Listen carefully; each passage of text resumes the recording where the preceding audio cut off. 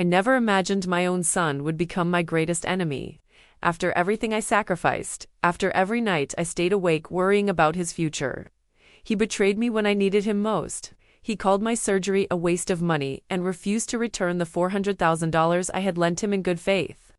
"Your old mom putting that kind of money into you is useless," he said without remorse. "A mother's love is priceless till her child puts a price on her life." That's when I decided I wouldn't forgive or forget. I would take everything back. Before I begin, tell me, where are you watching from right now? Write your city, or even just the time in the comments. I want to know who is on the other side of this story, because what I am about to share is not just mine, it's a warning. My name is Marilyn Sadto, and this is how my own son decided my life wasn't worth saving. I never imagined my son would become my greatest enemy. After everything I sacrificed, after every night I stayed awake worrying about his future, he betrayed me when I needed him most. I had raised him alone after my husband passed, working extra hours at the school, cutting corners, swallowing my pride when money was short, all to give him a chance at something better. And for a while, I believed I had succeeded. He built his own company, married, had a daughter. I thought my suffering had been worth it. That illusion shattered in the cold light of a hospital office. Dr. Ramirez's words fell like hammers: "Without surgery, you have 3 months at most." My hands trembled against the cheap plastic of the chair. My throat burned as I asked about the cost. It was more than I had saved, but I wasn't desperate yet. I had a lifeline. My own son still held the $400,000 I had lent him to keep his business afloat. I thought he would understand, that he would help. Instead, his voice became a knife. "You're old, Mom. Putting that kind of money into you is useless." He said it with the calmness of someone discussing the weather, not the fate of the woman who gave him life. His wife sat beside him, silent but smug, her fingers wrapped tightly around his arm like she was claiming victory. They didn't even look at me with pity, only annoyance. As if my existence had turned into an inconvenience they were ready to discard. At night, sitting alone at my kitchen table, I replayed his words again and again. They rang louder than the ticking clock on the wall, louder than my heart struggling inside my chest. I realized then something sharper than any diagnosis. My son had already buried me in his mind, but I wasn't ready to be buried. No, I would not forgive. I would not forget. If my own flesh and blood could betray me so cruelly, then I would use every breath left in me to make sure he felt the cost of that betrayal. And so, the war between mother and son began. Not with shouts, not with violence, but with silence, planning, and a cold resolve that I never thought I was capable of. He thought I was weak, cornered, desperate. But he had forgotten something essential. Nothing is more dangerous than a mother who has nothing left to lose. The morning after his rejection, I woke up with a new kind of ache. Not just in my chest, but in my soul. My son's words clung to me like poison, but instead of paralyzing me, they sharpened something inside me. I looked around my modest kitchen, the coffee pot sputtering, the faded curtains, the empty chair where my husband once sat in. I thought, if this is where my story ends, it will not end quietly. I began sorting through my files, pulling out every document, every receipt, every slip of paper, tied to the money I had lent Daniel. I remembered the day I signed the check, his hands trembling with relief as he promised, "Mom, I swear, I'll pay you back in full, with interest." I kept those words like a contract written on my heart. Now they would become the rope I would use to pull him down. At the hospital, Dr. Ramirez pressed me again about the surgery. She said, "Marilyn, every day you delay, you're gambling with time you don't have." I nodded, but I didn't tell her the truth that my son had already gambled with my life and thrown the dice against me. I asked her for 2 weeks, and she gave me that time, unaware that I was preparing something far darker than she could imagine. That evening, I called Daniel one more time, a last chance for him to redeem himself. His voice was cold, impatient. I said, "Daniel, I need you to return the money." "It is not a gift, it was a loan." He laughed. "Mom, you don't understand how business works. That money is gone, and so are your chances." His dismissal was final. He had slammed the last door between us. I stared at my reflection in the dark window after the call, my face lit only by the glow of the kitchen lamp. I didn't see the weary teacher I had once been, or the fragile patient waiting for death. I saw something harder, sharper woman stripped of illusions. If Daniel thought I would fade quietly into the shadows, he had underestimated me. My silence would become my weapon. To those listening now, understand this: what follows is not the story of a mother's sorrow, but of her revenge. Stay with me until the very end, because every choice I made from that night forward carried me closer to a reckoning. And when it came, it was nothing short of devastating. I started by retracing the money trail. Every dollar I had lent Daniel came from decades of sacrifice, and I still had the papers to prove it. Bank transfers, signed acknowledgments, even messages he had once written thanking me for saving his company. I gathered everything in a neat folder, labeling it like a teacher preparing a lesson, except this time the lesson would be brutal, and the student would be my son. I reached out to an old colleague from the school, a retired administrator who now worked part-time in legal consulting. Over tea in her cluttered living room, I laid out the documents. She scanned through them with her glasses slipping down her nose. "Marilyn," she said slowly, "this is more than enough. If you wanted, you could drag him into court tomorrow." Her words lit a flame inside me, but I wasn't ready to strike that match yet. Daniel had taught me something important. Appearances mattered to him more than anything. He cared less about morality and more about reputation, about how people perceived him. So instead of running straight to the courts, I decided to hit him where it hurt most: his image. I knew every secret he thought I had forgotten, every unpaid bill he had hidden, every lie he had told his investors. I began to write them down, one by one, until the list felt heavier than the disease pressing against my heart. One night I called him again, but not to plead. I wanted to see the fear creep in. I said, "Daniel, I hope your investors never see what I've collected." There was silence on the line, followed by a nervous laugh. "Mom, you wouldn't dare." I let my voice drop to a whisper. "Watch me." In that moment, I could almost hear his confidence crack. It was the sound of control shifting back into my hands. The days blurred into each other as I plotted carefully. My body was weak, but my mind had never been sharper. I printed copies of the documents and placed them in envelopes, each one labeled with a name, a partner, a colleague, a neighbor. I didn't send them yet. I wanted him to know I could. I wanted him to live with the constant dread of exposure, the way I lived with the constant dread of my failing heart. And if you're listening now, don't just sit back as a silent observer.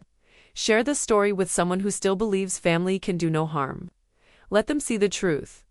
Betrayal often comes from within, and vengeance is sometimes the only medicine left. Because what I prepared next was not only for survival, it was to make sure Daniel never slept peacefully again. That evening, I sealed an envelope and mailed it to one of Daniel's earliest investors, enclosing copies of signed acknowledgments and transfer slips that proved my loan. I wrote only verifiable documents and left emotion out of the note. I wanted facts to do the damage that anger could not. I imagined the investor reading, pausing, composing himself, and then asking questions. I pictured Daniel receiving the query and feeling the first crack in his polished armor, and I waited. I visited the county records office and spent long hours tracking property transfers and corporate filings tied to companies Daniel had named. The papers revealed a web of shell entities and suspicious invoices suggesting deliberate obfuscation. I photographed pages with my phone, cataloged names and dates, and drafted polite letters requesting clarification. Each discovery added weight to my case and revealed how his facade of success depended on secrecy and misdirection. I kept detailed notes and would not be rushed. I contacted a former student who now works as a financial auditor, someone who respected me and owed me her start. We met discreetly and reviewed the documents together, whispering over coffee. She confirmed patterns of misreporting and advised on disclosures that would compel accountability without risking defamation. We planned a sequence of measured exposures aimed at prompting institutional responses and investor scrutiny, while keeping our legal footing secure. She warned me gently, but we agreed on a methodical timeline. Preparation became ritual. I labeled envelopes, scheduled discreet calls, and practiced the calm cadence I would use when confronting those who could not ignore the evidence. I watched Daniel's social feeds and compared the curated images to the brittle truths I had uncovered. Each day, I placed another document into a folder. Each paper, like a stone, added to the foundation of an inevitable collapse that I would patiently orchestrate while my body ached and my heart failed. I did these things for reasons. When the first inquiries arrived, they were tentative and formal requests for clarification about transfers and dates. Corporate courtesy thinly veiled real concern. Daniel called that evening with a voice I recognized because it sounded small. "Mom, what did you do?" he demanded. I replied with quiet certainty. "Check your email and answer honestly." He sputtered, then hung up. The silence afterwards felt like a verdict, a public life beginning to tilt under the weight of scrutiny. I felt something shift. In the weeks that followed, the tremors became louder. Board members requested audits, partners scheduled meetings, and investors whispered over calls. Daniel's confident statements softened into guarded replies. I forwarded each piece of correspondence to people who needed to know, and watched as his financial life tightened under pressure. My heart failed on many mornings, yet my resolve hardened. I would not merely survive, I would ensure he understood every consequence of betraying me. Subscribe now, watch the truth unfold. The first public article appeared on a quiet Tuesday morning. It wasn't front-page news, but it was loud enough to echo through Daniel's carefully curated circles. The headline spoke of questionable transfers and investor concerns, paired with documents that bore his signature in bold black ink. I sat at my kitchen table with the newspaper folded neatly, tracing the lines with my finger as though I were underlining scripture. It had begun, and there was no turning back from the storm I had set in motion. By noon my phone buzzed incessantly. Former colleagues, distant relatives, even neighbors who had once admired Daniel's polished charm, now called with curiosity, disbelief, or cautious sympathy. I answered few of them, conserving my voice and energy, but every message carried validation. The truth had escaped the shadows. I had delivered the first cut, not deep enough to kill, but sufficient to bleed his reputation. He had chosen silence when I begged for life. Now he had no refuge. That evening, he arrived at my doorstep unannounced, his polished demeanor stripped bare. His face was pale, his tie loosened, his words rushed. "Mom, stop this madness before it destroys us both." I looked at him and felt no maternal pull, only the cold certainty of betrayal. I said calmly, "It already destroyed me when you called my life worthless."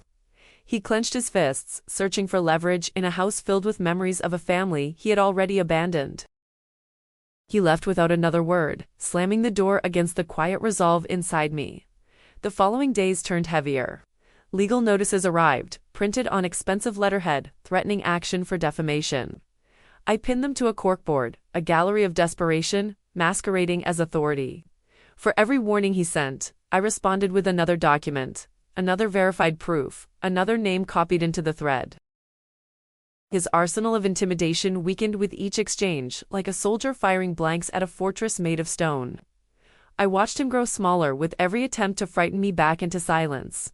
I spent nights revisiting my past, but not with sorrow. I thought of my husband's funeral, where Daniel had promised to look after me. I thought of my years teaching, when I lectured students about honesty, accountability, the weight of words. Those memories became ammunition, shaping my resolve into something unshakable. My illness gnawed at me, but it could not hollow out my will. If death was coming, I would face it not as a victim but as a mother who reclaimed her power. If you have ever faced betrayal, let your voice be heard. Write in the comments what strength means to you.